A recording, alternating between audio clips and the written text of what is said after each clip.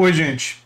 Eu fiz em um vídeo anterior uma análise sobre por que Ciro Gomes não decola, né? Não decola nas pesquisas e tal. Sugiro que vocês deem uma olhada nesse vídeo, porque esse aqui é uma continuação daquele. E naquele vídeo eu reflito sobre como em 2018, quando Ciro tinha a seu favor, seu único candidato que derrotava Bolsonaro no segundo turno, o auge do antipetismo, coisa que não é verdade mais hoje, né? Se Lula está liderando todas as pesquisas, nós não estamos vivendo no auge do antipetismo, né? O antipetismo é uma coisa que se enfraqueceu, ainda existe, mas se enfraqueceu. E então, no cenário muito favorável de 2018, ainda assim, Ciro Gomes não foi para o segundo turno. Então eu sugiro que vocês deem uma olhada naquele vídeo. Mas eu fiquei pensando sobre isso, de como o estilo e a trajetória política de Ciro se adequaria mais aos Estados Unidos e a trajetória política e o estilo de Bernie Sanders se adequaria mais ao Brasil. Mas claro que a realidade é que Bernie Sanders foi candidato, é um senador que foi candidato à presidência lá nos Estados Unidos, e o Ciro Gomes é um político brasileiro que está candidato à presidência do Brasil, né?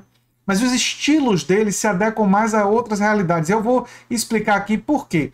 E eu sou uma pessoa que estuda a política dos Estados Unidos, já publiquei artigos sobre isso, conheço muito, inclusive sobre a trajetória do próprio Bernie Sanders, e aí eu vou explicar para vocês por que eu acho que e tenho essa visão de que o estilo político de um se adequaria mais à realidade do outro.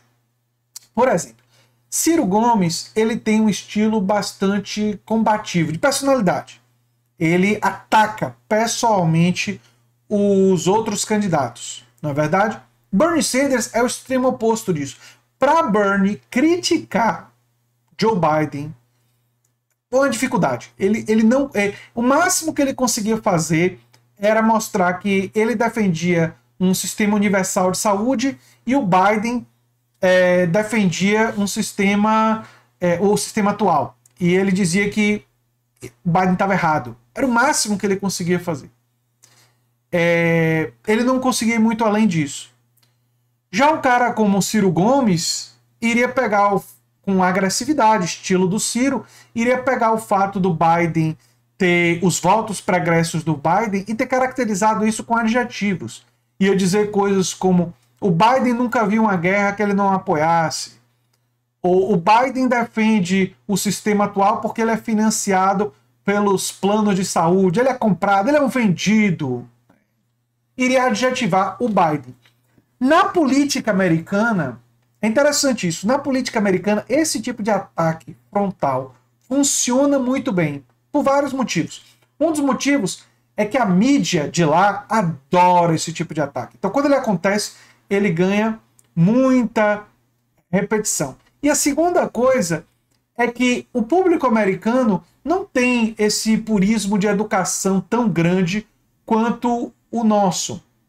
Então, o nosso público, quando você faz esse tipo de acusação mais dura, tem uma reação do tipo: você está sendo, está exagerando, especialmente se você está atacando alguém do mesmo campo. Se você ataca alguém do mesmo campo com tanta agressividade, a tendência é do nosso público reagir mal, dizer que você está sendo grosso, deselegante, arrogante, mal educado. Ou seja, a pessoa que faz o ataque acaba sendo muito caracterizada.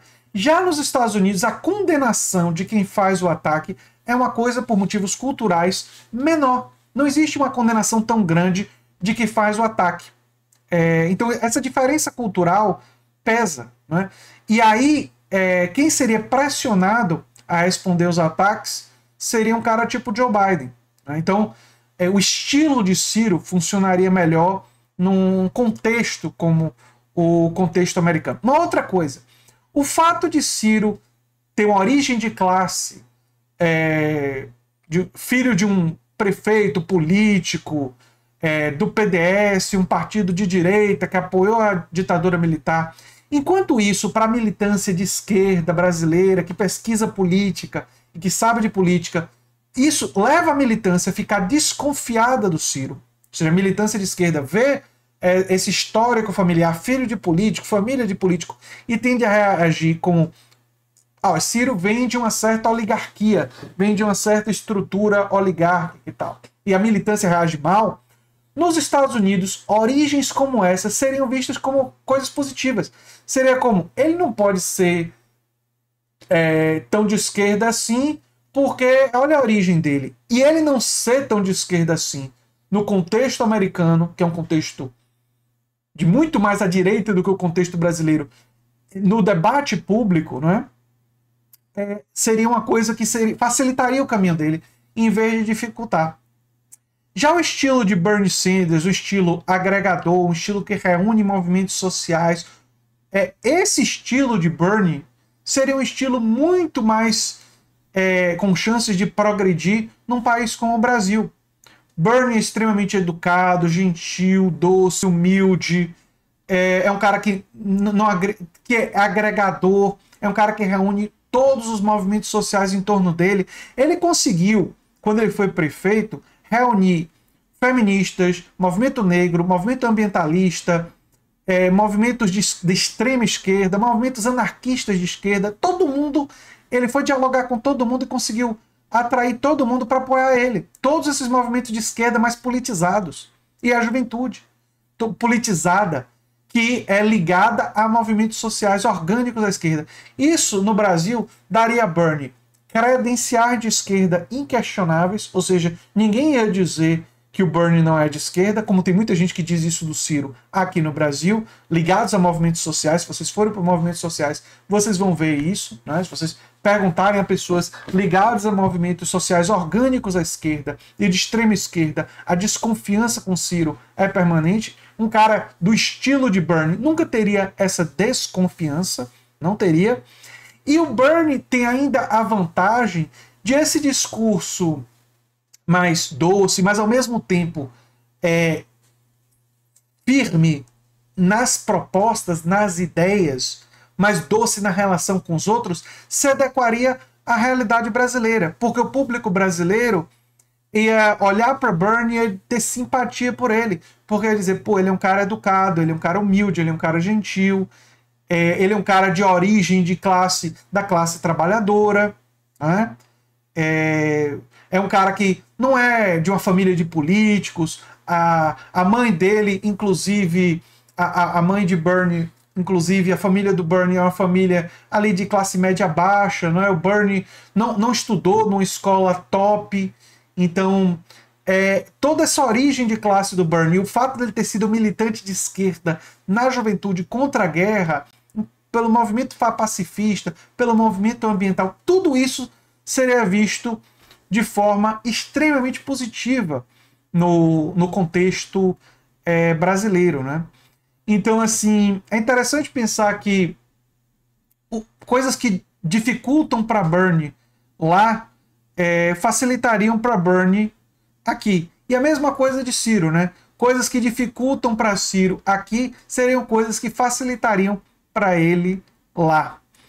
Agora, tem coisas que dificultariam para Ciro em qualquer lugar. Por exemplo, quando ele fala contra a política bancária, contra o rentismo e a especulação financeira, aí teria tem oposição dos rentistas aqui no Brasil e teria muita oposição lá nos Estados Unidos. Assim como o Bernie, o discurso de Bernie contra os bilionários e a favor de um sistema tributário muito justo e de investimento pesado em direitos sociais e universalização dos direitos, as grandes corporações empresariais, é claro, um candidato estilo Bernie no Brasil teria muitas dificuldades por isso e teria um fortíssimo lobby contra ele. Mas na personalidade e na origem de classe e na trajetória política, é curioso pensar que é verdade, aquilo que dificulta para o Ciro aqui facilitaria para ele lá, e aquilo que dificulta para o Bernie lá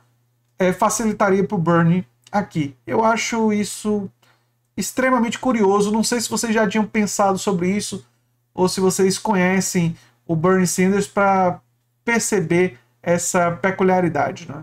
Essas peculiaridades. Enfim, eu sou André Teixeira Jacobino, canal Nova Máquina do Tempo, e eu queria compartilhar com vocês essa reflexão. E se vocês gostam do que a gente faz, se inscreve, dá um like, compartilha, quem sabe se torna membro ou apoiador do canal. Um abração e até o próximo vídeo. Tchau, tchau, gente.